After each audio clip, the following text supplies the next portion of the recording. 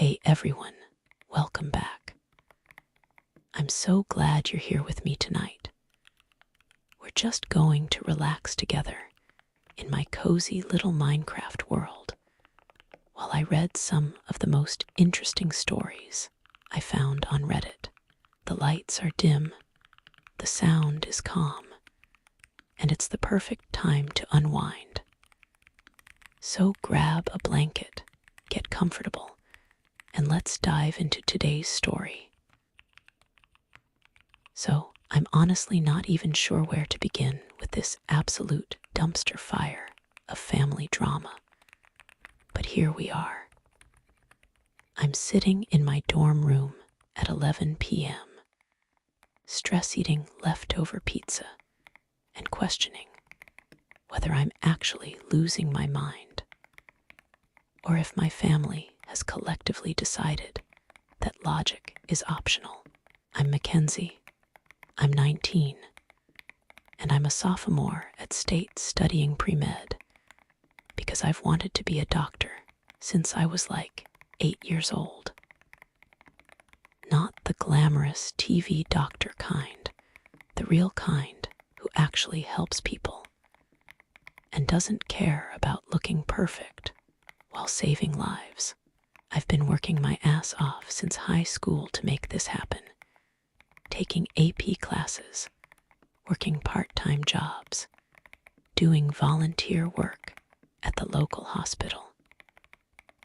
You know, normal pre-med student stuff that slowly destroys your soul, but feels worth it. My college fund has been my lifeline through all of this. It's not huge, about $30,000 that my grandparents started when I was born, and my parents contributed to over the years. Between that, some scholarships, and my part-time job at the campus bookstore, I've been managing to cover tuition and living expenses without drowning in debt. It's tight, but it works, and I've been so grateful to have that financial cushion. But apparently, according to my mother, I've been selfish for wanting to use my college money for, college.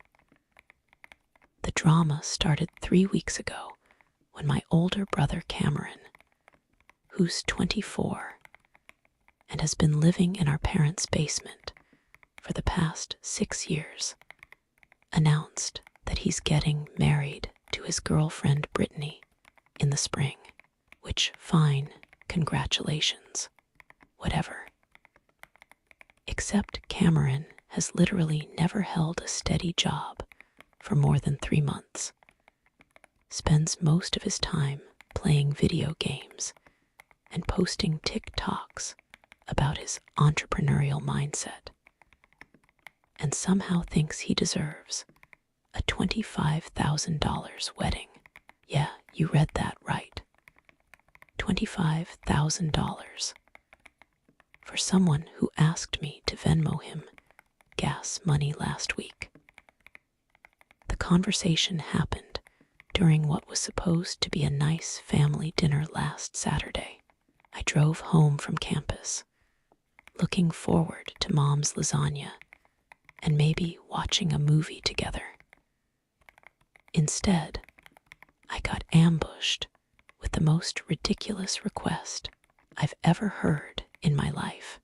"Mackenzie, sweetie," Mom said, right after we'd finished eating, "your father and I have been talking, and we think it would be really wonderful if you could help Cameron and Brittany with their wedding expenses." "Help how?" I asked, thinking maybe they wanted me to do some DIY decorations or help with setup. Normal sibling wedding help.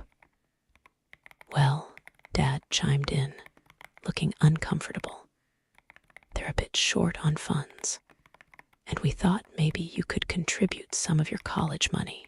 Just temporarily, of course. They'd pay you back." I literally laughed out loud. Not because it was funny, but because my brain couldn't process what I was hearing. They wanted me to give Cameron my college fund so he could throw a party, a very expensive party for someone who's never contributed a meaningful dollar to anything in his entire adult life. When I explained that I needed that money for school, the education I'm currently paying for Mom's expression shifted to that disappointed look she perfected when I was 12 and refused to let Cameron borrow my birthday money. "I'm just surprised," she said, in that tone that immediately made my stomach clench. "I thought you'd want to support your brother on the most important day of his life. Family is supposed to help family, Mackenzie." And that's when I realized this wasn't going to be a normal family dinner anymore. After that initial bomb drop, things got weird fast. Not awkward silence weird, but everyone's speaking in code, and I'm apparently the villain weird. Cameron, who had been suspiciously quiet during dinner, suddenly perked up like someone had offered him free gaming equipment. "I mean, Mac, it's not like you need all of it right now," he said, using that nickname I've hated since middle school. "You're only a sophomore. You've got like 2 more years before you really need the money for senior year stuff. Senior year stuff. As if tuition, textbooks, lab fees, and living expenses just magically disappear for the next 2 years. As if I haven't been carefully budgeting every semester to make sure I can graduate without crushing debt." "Cameron," I said, trying to keep my voice level, "I need that money for school. That's literally what it's for. It's not a loan fund for your wedding." Mom jumped in with her classic guilt trip arsenal. "Mackenzie, I'm disappointed in your attitude. When I was your age, family came first. We sacrificed for each other. Your brother has found someone who makes him happy. And all we're asking is for you to be generous and supportive. Generous with my own college fund that I need for college." Dad tried the reasonable parent approach. "Look, kiddo, we're not asking for all of it. Maybe just 15 or 20,000. Cameron and Brittany have been looking at venues, and there's this beautiful place that would be perfect, but it's a bit out of their budget." Out of their budget. Cameron doesn't have a budget. Cameron has never had a budget because Cameron has never had consistent income to budget with. His last job was selling protein shakes through some MLM scheme that lasted exactly 6 weeks before he decided it was too much like actual work. I asked the obvious question: why can't Cameron and Brittany pay for their own wedding? Or have a smaller wedding they can actually afford? The silence that followed was deafening, like I'd suggested they sacrifice a goat or something equally outrageous. Brittany, who had been scrolling through her phone during most of this conversation, finally looked up. "Because it's our dream wedding, Mackenzie. We've been planning this forever. We want it to be perfect.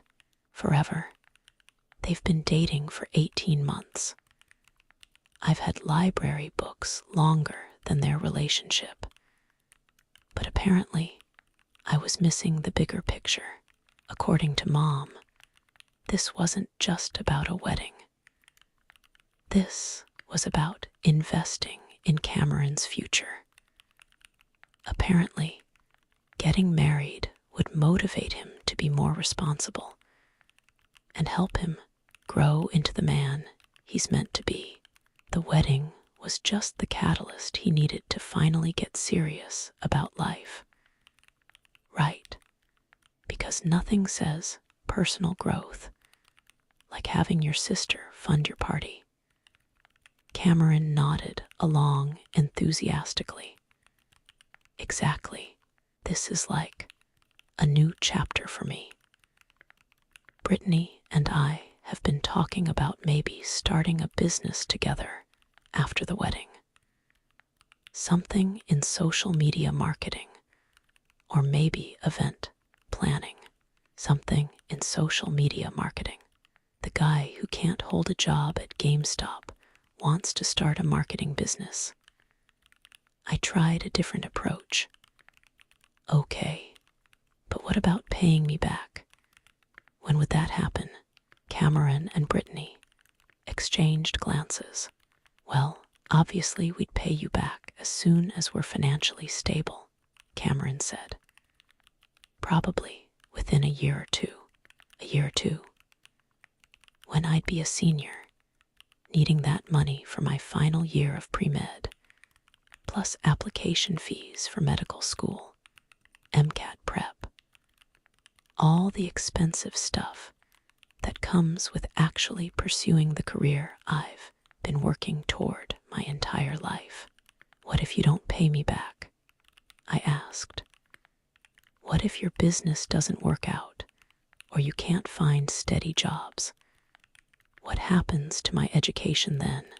Mom's face hardened. Mackenzie, that's an awful thing to say. You're basically assuming your brother will fail before he even tries. Where's your faith in family? Faith in family. I had faith that Cameron would continue being exactly who he's always been, someone who starts projects he doesn't finish, makes promises he doesn't keep, and expects everyone else to clean up his messes, because that's literally his track record for the past 6 years. But apparently, pointing out patterns of behavior makes me unsupportive and negative. The conversation devolved from there. Mom started listing all the things she'd sacrificed for me over the years, driving me to activities, helping with school projects, buying me clothes and school supplies, as if basic parenting was some kind of debt I now owed to Cameron. Dad tried to play mediator, suggesting we table the discussion and think about it over the week, but I could see in his eyes that he'd already decided I should give up the money. They all had. By the time I left that night, I felt like I was living in some alternate reality where responsible financial planning was selfish, and enabling your adult child's irresponsible choices was loving parenting. I drove back to campus with my head spinning, wondering if I was actually crazy for thinking this was an insane request. The week after that disastrous family dinner, my phone became a weapon of mass guilt distribution. I'm not even exaggerating. It was like my family had coordinated a psychological warfare campaign designed to wear down my resolve. It started with Dad sending me casual texts about wedding venues, photos of beautiful reception halls with captions like, Cam and Britt are looking at this place. Wouldn't it be amazing? And just thinking about how happy your brother looked when he saw this venue. Subtle as a brick to the face, Dad. Then Mom escalated to phone calls. Daily phone calls where she'd start with normal mom stuff. How are your classes? Are you eating enough vegetables? Did you get your flu shot? And then seamlessly transition into Cameron updates. How excited he was about wedding planning. How Brittany's family was contributing what they could spoiler. It wasn't much. How this was really Cameron's chance to turn his life around with the right support system. I just think, she said during Tuesday's call, that sometimes we have to make sacrifices for the people we love. When you were applying to colleges, your father and I gave up our vacation fund to help with application fees and campus visits. Family takes care of family, which okay, valid point. Except they were my parents, helping their minor child with educational expenses. Not my sibling asking me to fund his party while he's a fully grown adult who could, theoretically, get a job. But the real psychological manipulation started when other family members got involved. My Aunt Linda called Wednesday night.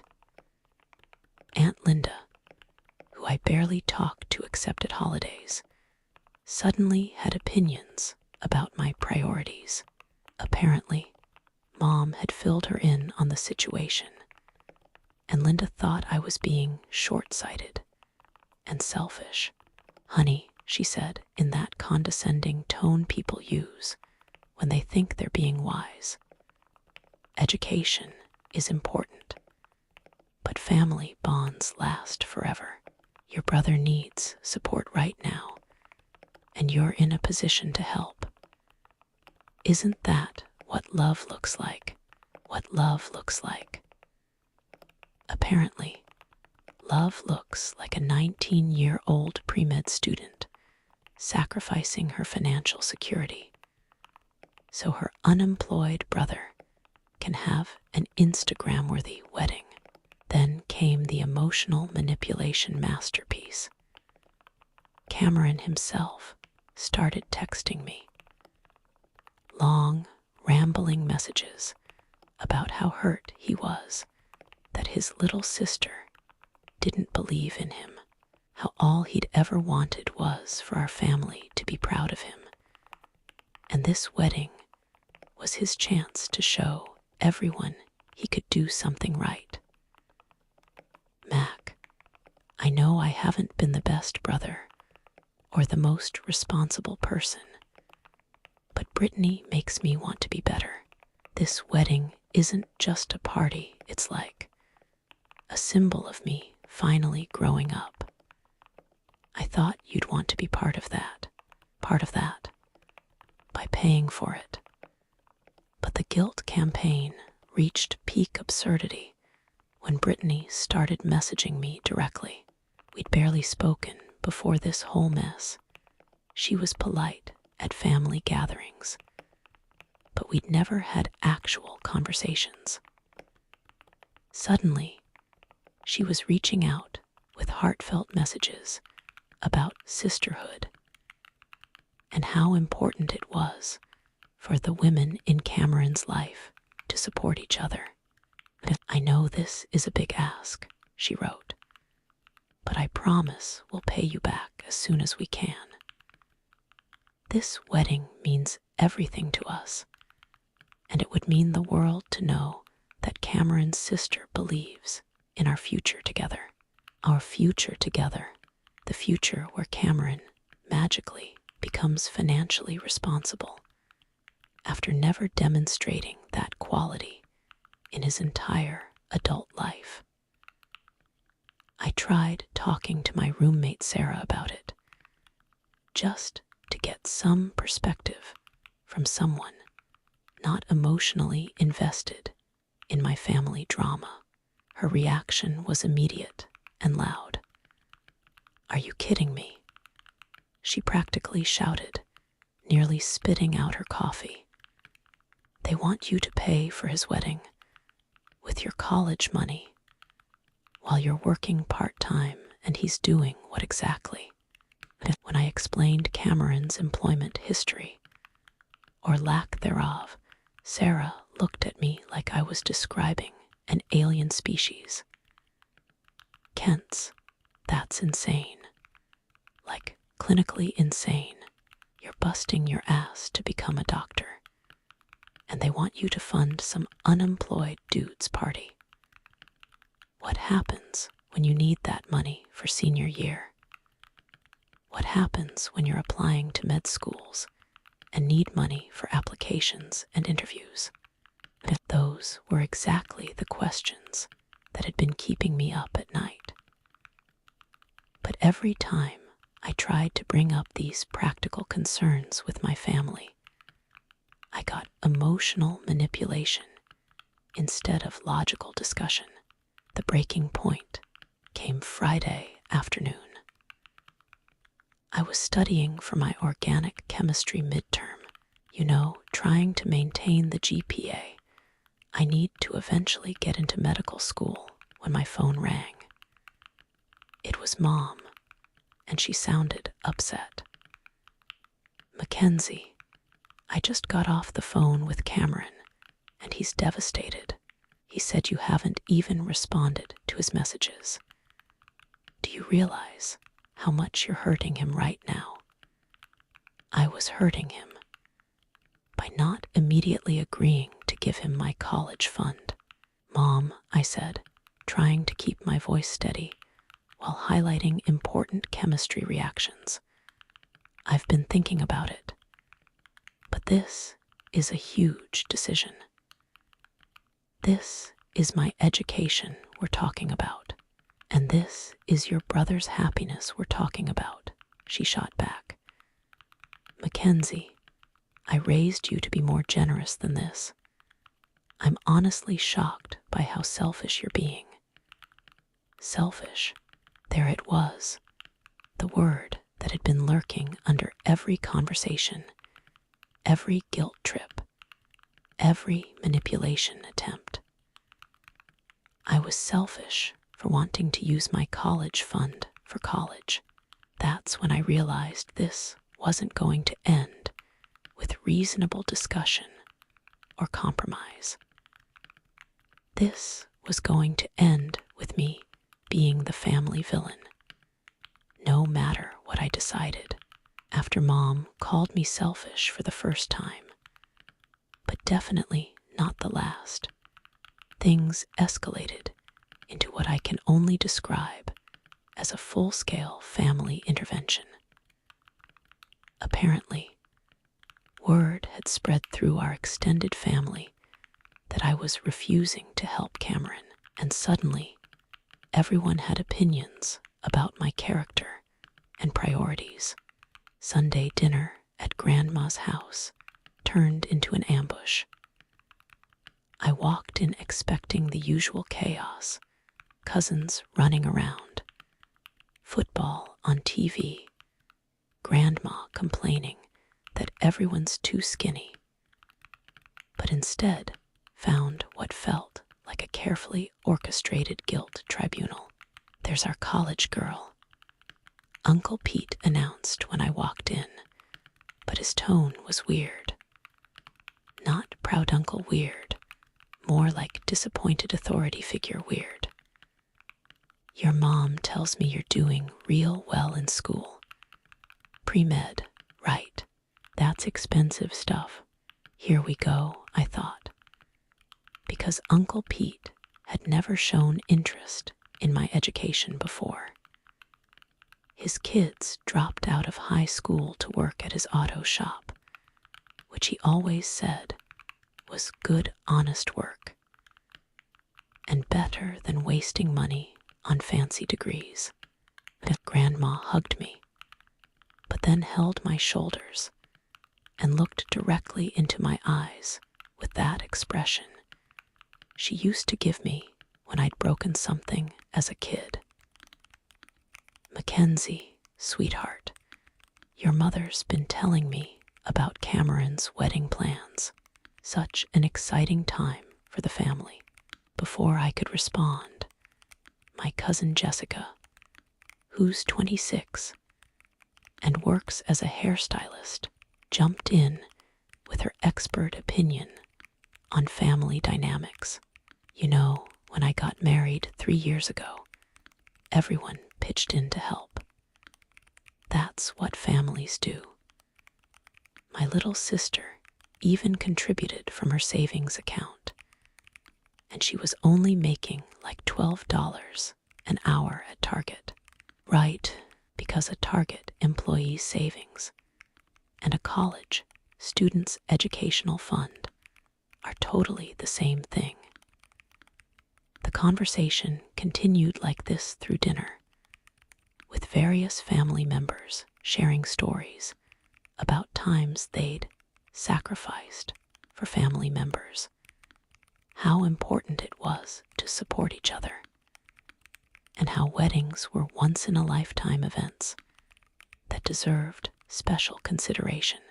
Meanwhile, Cameron sat at the table looking like a martyred saint, occasionally sighing dramatically and making comments about how he didn't want to be a burden, but had really hoped his family would be excited about this new chapter in his life. Brittany, who apparently had been invited to this family dinner for maximum guilt impact, kept showing everyone pictures on her phone of wedding dresses and venues, talking about their dream wedding and how they'd been planning this for so long. So long. Again with the so long. They've been together less time than I've been in college. But the real kicker came when Grandma pulled me aside after dinner, leading me to the kitchen under the pretense of helping with dishes. "Mackenzie," she said quietly, "I want to tell you something. When your grandfather and I were young, we didn't have much money. But when his brother needed help starting his business, we gave him our savings. Every penny we had." She paused, looking out the kitchen window with that nostalgic expression she gets when talking about Grandpa, who died when I was 12. "It was hard," she continued. "We had to put off buying our first house for 2 years. But you know what? His brother's business succeeded, and he paid us back with interest. More importantly, it brought our families closer together. That's what real love looks like, honey. Sacrifice." I felt terrible. Here was my sweet grandmother, sharing a touching story about love and sacrifice, and I was supposed to learn from her example. Except there were some pretty significant differences between her situation and mine. "Grandma," I said carefully, "that's a beautiful story. But Uncle Frank actually had a business plan, right? And job experience. And you and Grandpa were married adults making that decision together." She looked at me with confusion, like I'd missed the point entirely. "Well, yes, but the principle is the same. Family helps family, Mackenzie. Your brother needs support right now. The principle is the same. Except it really, really wasn't." I tried to explain my concerns, how I needed the money for school, how Cameron had never demonstrated financial responsibility, how there was no guarantee I'd get paid back. But Grandma just patted my hand and said, "Oh, sweetheart, you're overthinking this.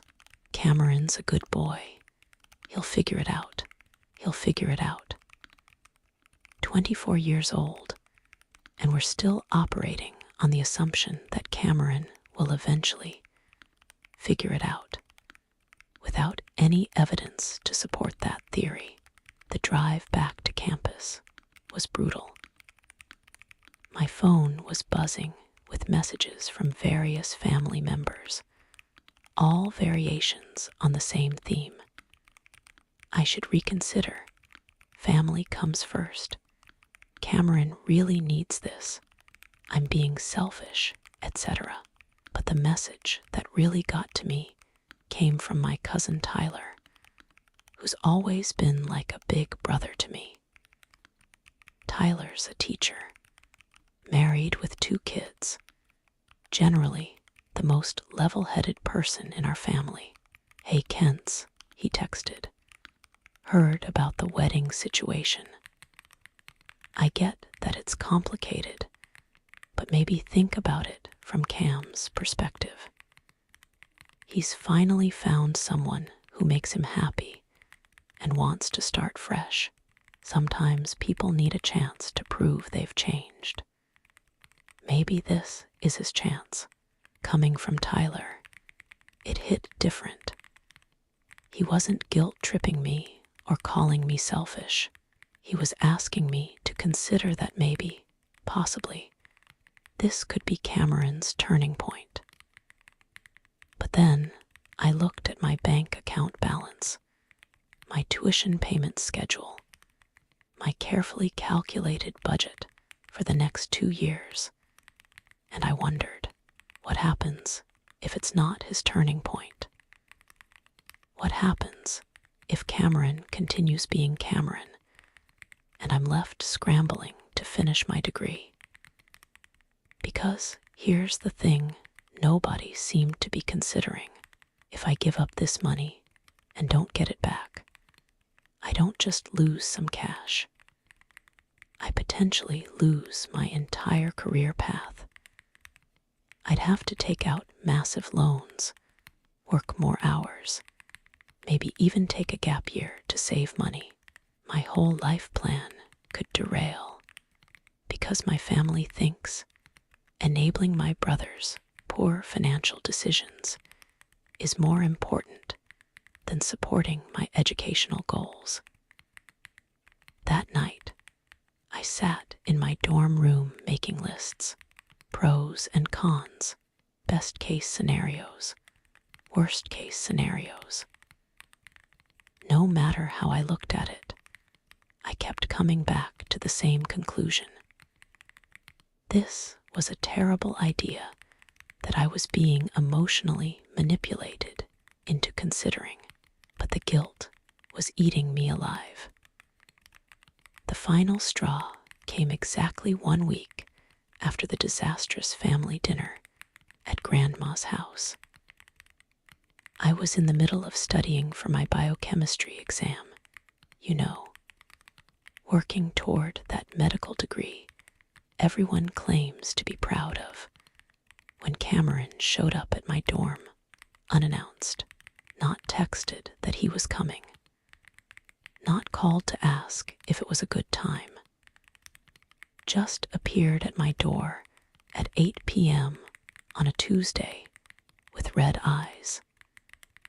And that dramatic expression he's perfected over years of getting his way through emotional manipulation.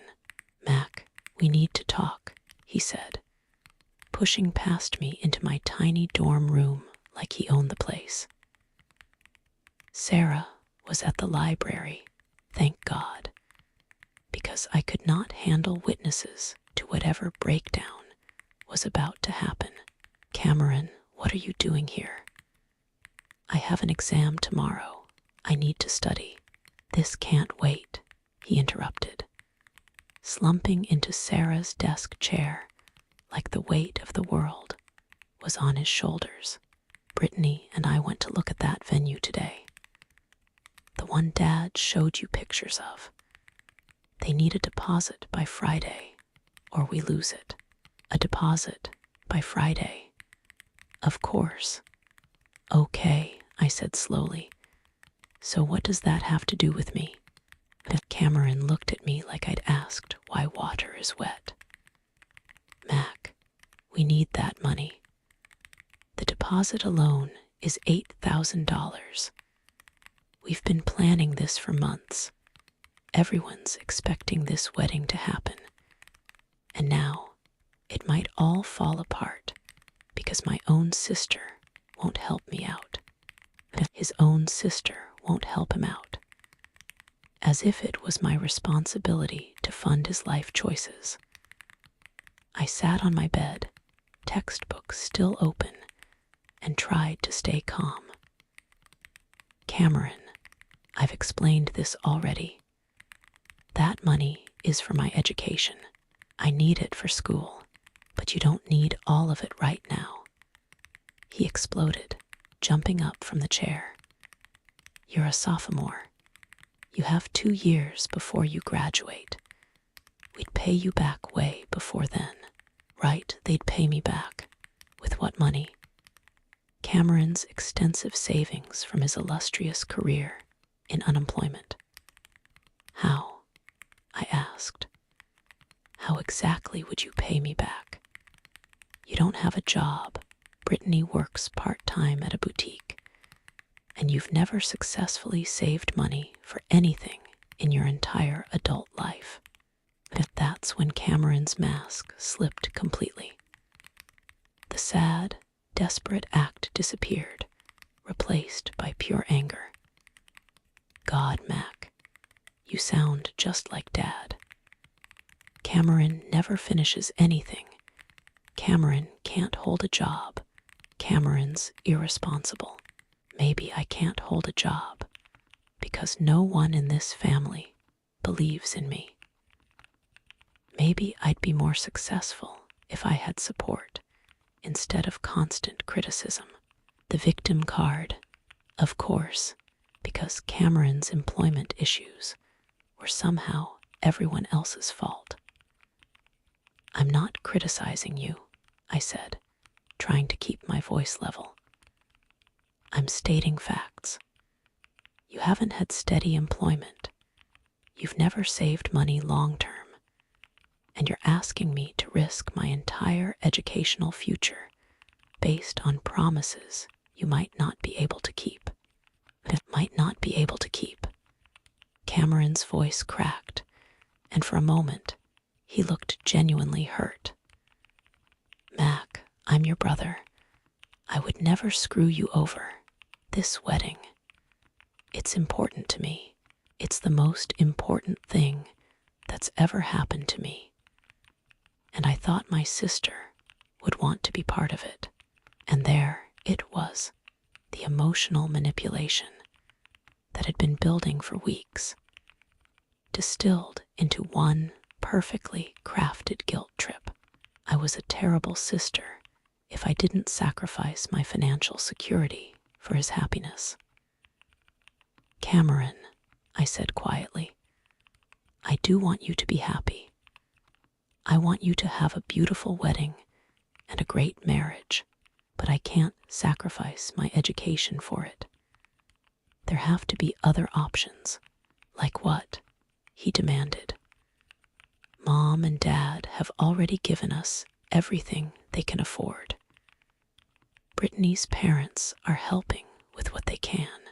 You're literally the only person who has access to this kind of money. I'm the only person with access to this kind of money because I'm the only person who worked my ass off in high school, earned scholarships, and saved every penny from part-time jobs. But apparently, being responsible with money means I'm now obligated to share it with people who aren't. What about having a smaller wedding? I suggested. Something you can actually afford. Cameron's face went red. We shouldn't have to compromise our dream wedding because you're being selfish with money that you're not even using right now. Selfish. There it was again. The magic word that was supposed to make me feel guilty enough to hand over my college fund. It's not selfish to use my college money for college, Cameron. It's selfish to hoard money when your family needs help. He shot back. It's selfish to care more about your stupid classes than your brother's happiness. My stupid classes, the classes I'm taking to become a doctor, the career I've been working toward my entire life. Stupid classes. That's when something inside me snapped. Get out, I said, standing up from my bed. Cameron blinked. What? Get out of my room. Right now. Mac, come on. I didn't mean. You absolutely did mean it. You meant every word.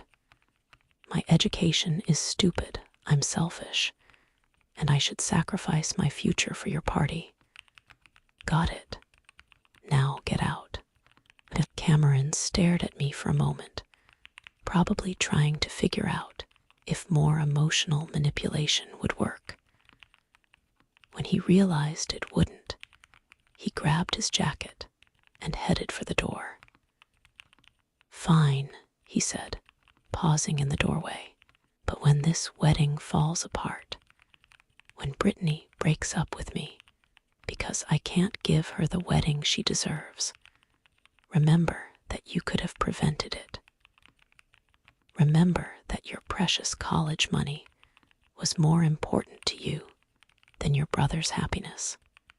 Then he left, slamming my dorm room door hard enough that my neighbor poked her head out to check if everything was okay. I sat back down on my bed, hands shaking, and stared at my biochemistry textbook. The words were blurry because I was crying from anger, from guilt, from the sheer exhaustion of being emotionally manipulated by my entire family for weeks. But also from relief, because for the first time since this whole mess started, I'd said exactly what I was thinking without trying to be diplomatic or understanding or accommodating. My education wasn't stupid. I wasn't selfish, and I wasn't responsible for Cameron's poor life choices or Brittany's unrealistic expectations. That clarity lasted exactly 30 minutes until Mom called. So that was 2 weeks ago, and honestly, I'm still processing everything that's happened since. Cameron apparently went straight home after our dorm room confrontation and told Mom and Dad that I'd attacked him and refused to even consider helping with the wedding, which, I mean, technically accurate on the second part, but attacked seems like a strong word for telling someone to get out of your room after they called your life goal stupid. The fallout has been intense. Mom called me that same night, absolutely furious, saying I was heartless and ungrateful, and that she was ashamed to call me her daughter. Dad tried the disappointed approach with a long lecture about family loyalty and how I was missing an opportunity to show my character. But here's the kicker. They've now given Cameron and Brittany the money for the wedding deposit. $8,000 from Mom and Dad's retirement savings. Because apparently, when I wouldn't sacrifice my future, they decided to sacrifice theirs instead. And guess what? Cameron's response wasn't gratitude or recognition that his parents had made a huge sacrifice for him. Nope. His response was to ask if they could also help with the catering costs, because we're so close to having our dream wedding, and it would be such a shame to compromise now. The catering costs. After his parents just gave him $8,000 from their retirement fund. I found this out from Aunt Linda, who called to update me on the wedding planning and once again express her disappointment in my selfishness. She seemed genuinely surprised when I wasn't thrilled to hear that my parents had raided their retirement to enable Cameron's continued financial irresponsibility. "But honey," she said, "now Cameron can have his wedding. Isn't that wonderful? And your parents are so happy to help, happy to help. They're 52 and 54 years old, and they just set back their retirement by years to pay for their unemployed son's party. But sure, they're happy about it. The really messed up part, I feel guilty. Even though I know I made the right decision, even though every logical part of my brain says I did nothing wrong, I still feel guilty that my parents felt obligated to sacrifice their financial security because I wouldn't sacrifice mine." Sarah keeps reminding me that this is exactly what emotional manipulation looks like, making the responsible person feel guilty for other people's poor choices. My campus counselor. Yes, I'm in therapy now. Thanks to this family drama, says the same thing, but knowing something intellectually and feeling it emotionally are apparently two very different things.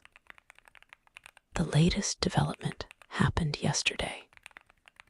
Brittany posted engagement photos on Instagram with a long caption about overcoming obstacles and how love always finds a way, and thanking family who believe in our dreams. The comments are full of people congratulating them and saying how sweet it is that the family came together to support their love.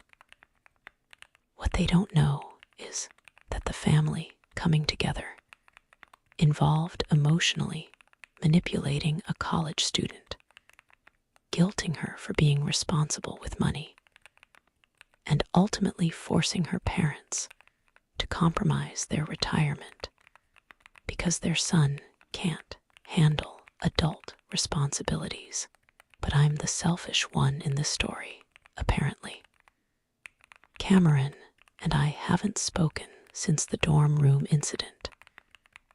He's blocked me on social media, and according to Mom, he's deeply hurt by my betrayal and isn't sure he wants me at the wedding anymore. The wedding I was apparently supposed to pay for, but now might not be invited to. The irony is not lost on me. So here's where I am, Reddit. I'm sitting in my dorm room, surrounded by medical textbooks and scholarship applications, knowing I made the right choice, but feeling like the worst daughter and sister in the world. My family thinks I'm selfish and heartless. My parents have compromised their financial future to clean up Cameron's mess, and he's already asking for more help. Meanwhile, I'm working my ass off in organic chemistry and volunteering at the hospital and planning my MCAT prep, trying to build a career that will actually contribute something meaningful to the world. But somehow, that's less valuable than funding a party for someone who's never demonstrated financial responsibility. I keep going back and forth between anger and guilt. Some days I'm furious that my family thinks enabling Cameron is more important than supporting my education. Other days I wonder if I really am selfish for not just giving him the money and figuring out my own financial situation later. The practical side of me knows that if I'd given Cameron that money, I'd probably never see it again, and I'd be taking out massive loans for my senior year and med school applications. The emotional side of me feels like I've destroyed my family relationships over money, which makes me feel shallow and materialistic. My roommate thinks my family is completely toxic, and I should go low contact until they apologize. My counselor thinks I should set firm boundaries, but try to maintain relationships if possible.